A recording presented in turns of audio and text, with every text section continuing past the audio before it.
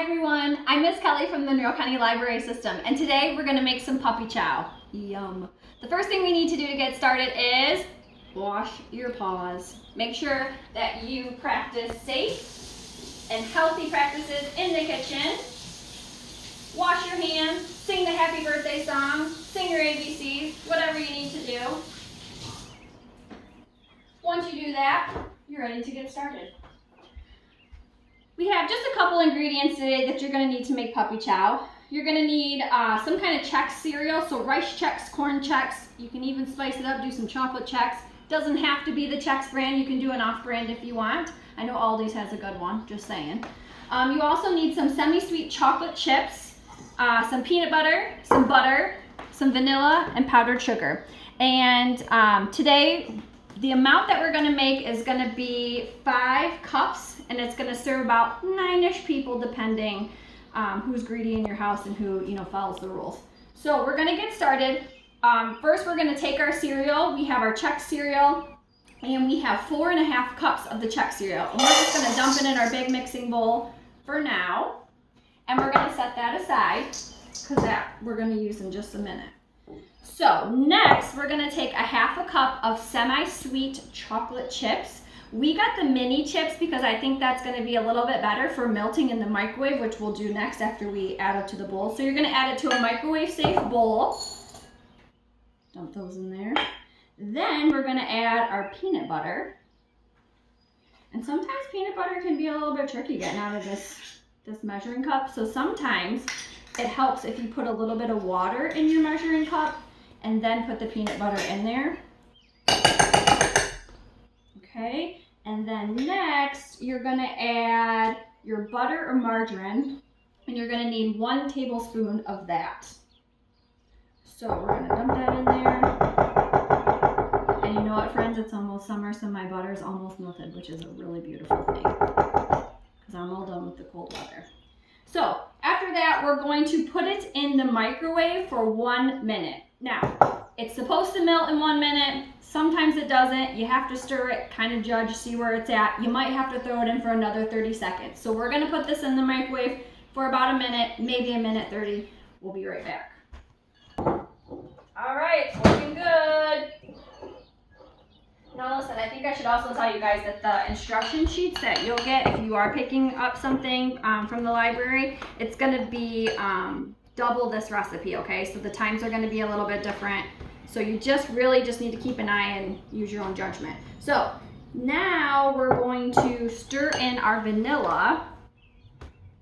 And I have the pleasure of using Miss Meg's homemade vanilla. And it's just a 1/2 teaspoon. So we're going to put that in there, and then we're going to mix our mixture around. Don't get sloppy. There it goes, all over the place. All right, so we're going to mix that around, and then we're going to pour this delicious chocolatey peanut butter mixture over our cereal, and we're going to start stirring it evenly or until it's evenly coated. Okay, so we're going to do that into our big mixing bowl here. Oh yeah, that's what I'm talking about. Also, friends, this would be a good time when you're done mixing this up to look at your mom or dad or grown-up very sweetly and tell them how much you love them and you appreciate all the work you do, and then ask them to lick the spatula, because I'm telling you, this is going to be amazing. Go.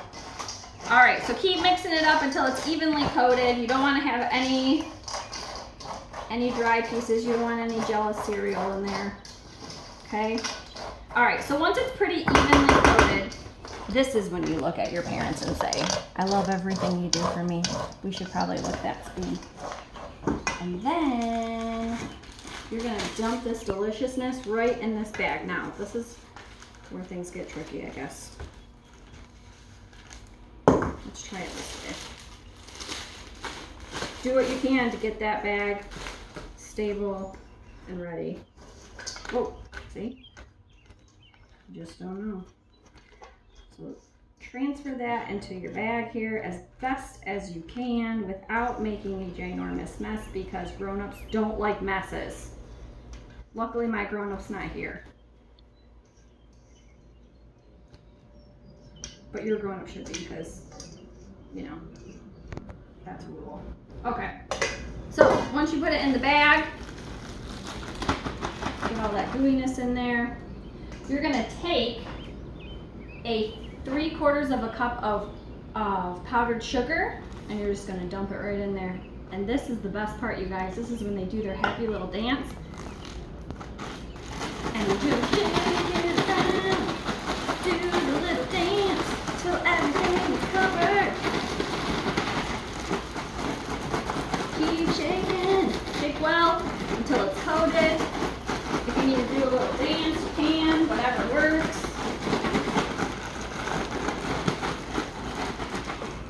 Open it up.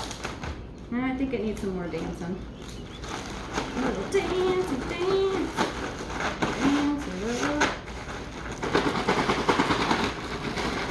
Alright, that's probably good.